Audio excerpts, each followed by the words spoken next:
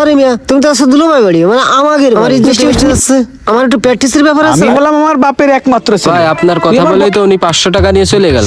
যখন বললো আমার বাড়ির সামনে কিরে সাদ না সাদই তো গাড়ি মারিস রে। ও তো আমার কাছে টাকা হবে, দেখলে তো ছাড়বেন না। কোন দিক পলাই দেখি এই তো এই গাছের গুলাই ফলাই, এই গাছের গুলাই এই বসলাম। আল্লাহ আজকের মতো এই ভাড়াটা মাফ করে দাও, আজকের দিনটা পার করে দাও আল্লাহ। যত তাড়াতাড়ি সম্ভব হয় বাইনা দিয়ে দিতে হবে, তাহলে নিয়ে নেবে অন্য কেউ জমিটা। হ্যাঁ তুমি সঠিক বলেছো। ভাই কি হলো ভাই, কি একটা ছায়াজনক দৌড় মারলো?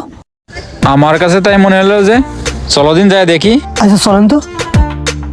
লাই লাইন তো সমানা কাইন্নি কোন দেবে না জলিমি। কি রে মিজান নাই? এই তুই এখানে লুকিয়ে রয়েছিস কেন? আর সে কথা শুনিস নি ভাই, ওই প্রস্রাব করতিলাম। এই প্রস্রাব কি কেউ এই গাছে ঘুরায় বসে বসে করে? তুই আমার পাগল বুঝাচ্ছিস?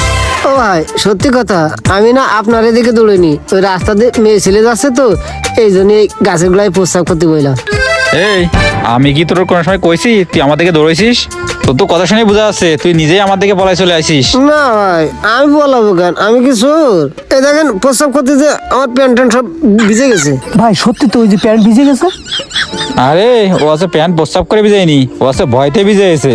ওর কাছে আসছে কিনা আমি প্রায় 3 বছরের টাকা পাবো। হালাই কইলো কি ওর ছেলে নাকি অসুস্থ, তাই কি আমার কাছে টাকা নেছে 3000 ধার, তাই কি এখনো দিচ্ছে না। ভাই টাকাটা না আমি সামনের সপ্তাহ দিয়ে দিতাম, কিন্তু না দিতে পারিনি। আমার ওই বউটা না একটু অসুস্থ হয়ে পড়িল, দিতে পারিনি। ও ভাই তা আপনি চিন্তা করেন না, আপনার টাকাটা না সামনের সপ্তাহে দিয়ে দেবেন ভাই। আমি জান তুই আমার সাথে আর মিথ্যে কথা কইস নে। তোর বউরে আমি কেবল দেখে আসলাম, একটা সামনে হাত ধরে লিপস্টিক মাইরে মেকআপ করে আটটি আটটি যাচ্ছে। ও আবার কিরাম অসুস্থ রে। শালা গাড়ি মেরেছে, বিয়ার দোক মহিলা এখন সাইজে গুজে বেড়াচ্ছে। আমি ওর অসুস্থতা দেখা একটু কাটাই কুটে যাচ্ছি চাইলাম, তা আর হইলো না। ও ভাই তাহলে আপনি ভুল দেখেছেন, ও আমার বউ না ভাই। মিজান তুই তোর বউরে আমার চিনাচ্ছিস? আমি 3 বেলা যাই তোর বাড়ি টাকা চাতি, তোর থেকেও তোর বউরে আমি ভালো করে চিনি। হ্যাঁ এই কথা কিন্তু সেদিনকে রাহান আমার খুঁজছিল, সাত কিন্তু তোর বাড়ি কোনো কোনো যায়।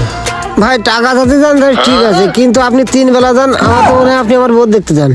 এই সমস্ত কি সব কথা বলছিস তুই? আমার বাড়ি কিন্তু বউ রয়েছে। ভাই আমি এ বদনাম কি এত দোষ আমাকে আপনার এলাকার লোক তো আপনার নামের কাছে মিজানের বসাতে সাদের আউট মাউট সম্পর্ক রয়েছে, তাই এই সমস্ত কথা লোক শুনলে ভাই খারাপ মারাপ কয় না। আর এই সমস্ত কাজ বাজ করতেছেন আপনি ভাই, আমার কিন্তু অন্যরকম মুড মনে হচ্ছে।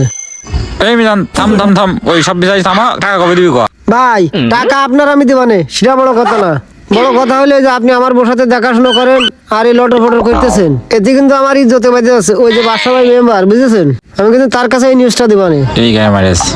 এই থাম থাম, আচ্ছা এই সমস্ত বিষয় নিয়ে আলোচনা করার দরকার নেই, মেম্বারের কানে দেওয়ার দরকার নেই। তুই টাকা দরকার আমার 1 মাস পরে দিস, ঠিক আছে ভাই? আমি যাই এখন। এই যাচ্ছেন কোনে? শোনেন আপনার জন্য আমার প্যান্টটা ভিজে গেছে, বুঝতে পেরেছেন?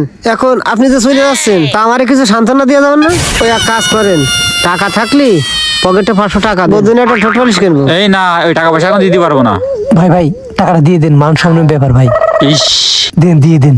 যদি খাই দিলে। আচ্ছা ঠিক আছে, আমি তো বিকাশে 500 টাকা মাইরে দিচ্ছি, ঠিক আছে? এই সমস্ত বিষয় নিয়ে কার সাথে আলোচনা করা, মেম্বার কেন দেওয়ার দরকার নেই, ঠিক আছে? আচ্ছা তাহলে তোর বিকাশে 500 টাকা মাইরে দিলাম। শোন চলো, টাকা গেছে না? চলো চলো তাতে কাটিয়ে পড়ি, মান সম্মানের ব্যাপার।